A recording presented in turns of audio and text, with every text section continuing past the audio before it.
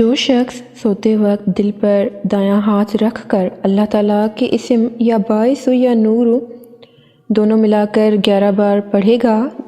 تو انشاءاللہ تعالیٰ دل کی بیماریوں، سانس کی بیماریوں، سینے کے تمام امراض کا خاتمہ ہوگا، دل نورانی ہوگا، مستقل مزاجی سے ذکر، تلاوت، تسبیح، نماز تہجد کی توفیق بھی ہوگی انشاءاللہ۔